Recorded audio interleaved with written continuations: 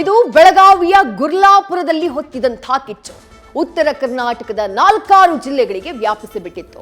ಕಿಚ್ಚು ಕಾಡ್ಗಿಚ್ಚಾಗುವಂತಹ ಹಂತದಲ್ಲೇ ಅಂತೂ ಇಂತೂ ರಾಜ್ಯ ಸರ್ಕಾರ ಬೀಸೋ ದೊಣ್ಣೆಯಿಂದ ತಪ್ಪಿಸಿಕೊಳ್ಳುವಲ್ಲಿ ಸದ್ಯಕ್ಕೆ ಸಕ್ಸಸ್ ಆಗಿದೆ. ಕಬ್ಬಿಗೆ 3,500 ರೂಪಾಯಿ ದರ ನಿಗದಿ ಮಾಡುವಂತೆ ಅನ್ನದಾತರು ಪಟ್ಟನ್ನ ಹಿಡಿದಿದ್ರು. 9 ದಿನಗಳ ಕಬ್ಬು ಬೆಳೆಗಾರರ ಹೋರಾಟದ ಕಿಚ್ಚಿನ ಬಳಿಕ ಇವತ್ತು ಸಕ್ಕರೆ ಕಾರ್ಖಾನೆ ಮಾಲೀಕರು ಹಾಗೆ ರೈತರ ಜೊತೆ ಸಭೆ ಮಾಡಿದಂತಹ ಸರ್ಕಾರ 3,300 ರೂಪಾಯಿ ದರವನ್ನ ಫಿಕ್ಸ್ ಮಾಡಿದೆ.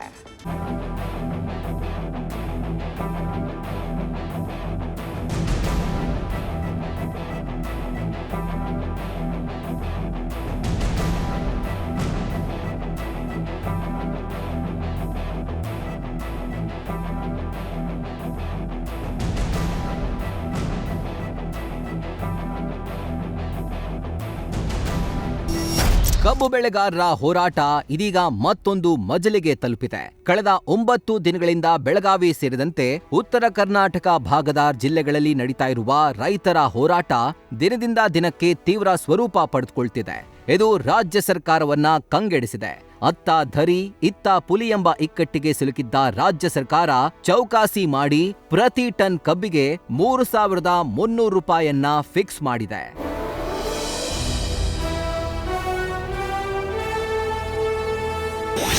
ಪ್ರತಿ ಟನ್ ಕಬ್ಬಿಗೆ 3,300 ರೂಪಾಯಿ ಘೋಷಿಸಿದ ರಾಜ್ಯ ಸರ್ಕಾರ ಕೇಂದ್ರಕ್ಕೆ ನಿಯೋಗ ತೆಗೆದುಕೊಂಡು ಹೋಗಲು ನಿರ್ಧಾರ.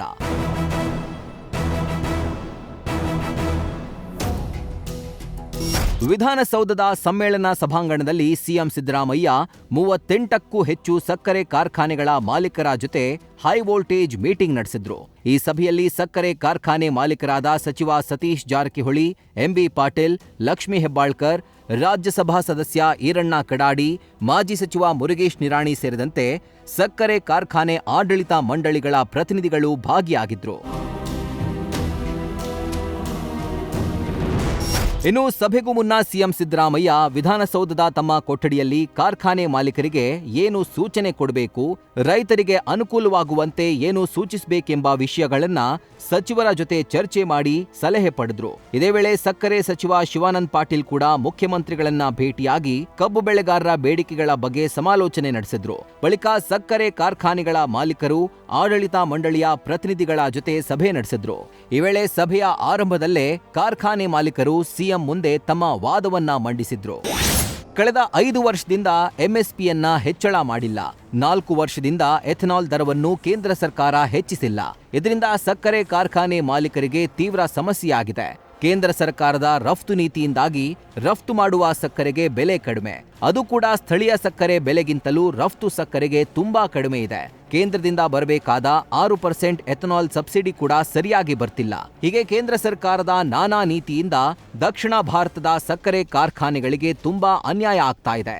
ಇದನ್ನ ಸರಿಪಡಿಸಲು ಕೇಂದ್ರ ಸರ್ಕಾರಕ್ಕೆ ರಾಜ್ಯ ಸರ್ಕಾರ ಪತ್ರ ಬರೆದು ಒತ್ತಡ ಹಾಕಬೇಕೆಂದು ಮನವಿ ಮಾಡಿಕೊಂಡ್ರು.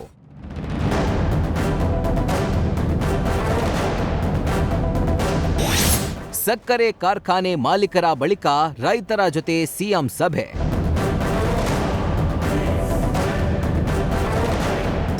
ಸಕ್ಕರೆ ಕಾರ್ಖಾನೆ ಮಾಲೀಕರ ಬಳಿಕ ಉತ್ತರ ಕರ್ನಾಟಕ ಭಾಗದ ರೈತ ಮುಖಂಡರ ಜೊತೆ ಸಿಎಂ ಸಿದ್ದರಾಮಯ್ಯ ಸಭೆ ನಡೆಸಿದ್ರು. ಈ ವೇಳೆ ಕಾರ್ಖಾನೆಗಳ ಮಾಲೀಕರು ಹೇಳಿಕೊಂಡಿರುವ ಸಮಸ್ಯೆಯನ್ನ ರೈತರ ಗಮನಕ್ಕೆ ತಂದ್ರು. ಸರ್ಕಾರದಿಂದ ಕಬ್ಬು ಬೆಳೆಗಾರರಿಗೆ 3,300 ರೂಪಾಯಿ ಕೊಡುವ ಬಗ್ಗೆ ರೈತ ಮುಖಂಡರ ಮನವೊಲಿಸಲು ಯತ್ನಿಸಿದ್ರು.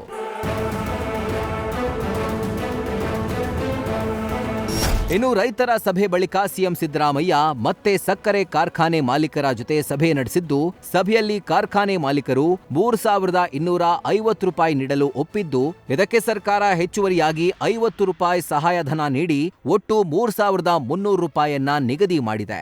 50 ರೂಪಾಯಿ ಶುಗರ್ ಫ್ಯಾಕ್ಟರಿಯಿಂದ ಕೊಡ್ತಕ್ಕಂಥದ್ದು, 50 ರೂಪಾಯಿನ ಸರ್ಕಾರ ಕೊಡ್ತಕ್ಕಂಥದ್ದು, ಅಂದರೆ 3,300 ರೂಪಾಯಿ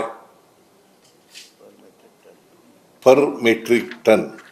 3,300 ರೂಪಾಯಿ ಅಂದರೆ DC ಹೇಳಿರೋ ಪ್ರಕಾರ 11.25 ಮೆಟ್ರಿಕ್ ರಿಕವರಿಗೆ 11.25% ರಿಕವರಿಗೆ 3,300.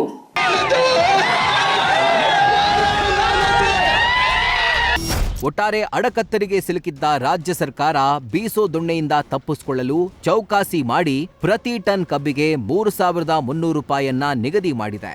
ಆದರೆ ಕಬ್ಬು ಬೆಳೆಗಾರರು 3,400 ರೂಪಾಯಿಯನ್ನಾದ್ರೂ ನಿಗದಿ ಮಾಡುವಂತೆ ಮನವಿ ಮಾಡಿದ್ರು. ಇದೀಗ 3,300 ರೂಪಾಯಿ ನಿಗದಿಯಾಗಿದ್ದು, ಇದಕ್ಕೆ ಕಬ್ಬು ಬೆಳೆಗಾರರು ಒಪ್ತಾರಾ ಇಲ್ವಾ ಅನ್ನೋದನ್ನ ಕಾದ್ ನೋಡಬೇಕಿದೆ. News first bureau. News first ನಿರ್ಭೀತಿಯಿಂದ ನಿಮ್ಮ ಪರವಾಗಿ.